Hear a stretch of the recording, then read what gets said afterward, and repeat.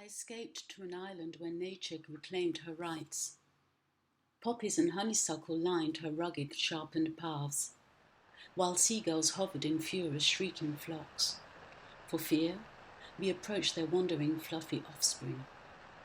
But we are forced into respecting new rules, while catapulted outside of our comfort zones, and towards an uncertain future formed by fear and doubt. Is this the new order of the world?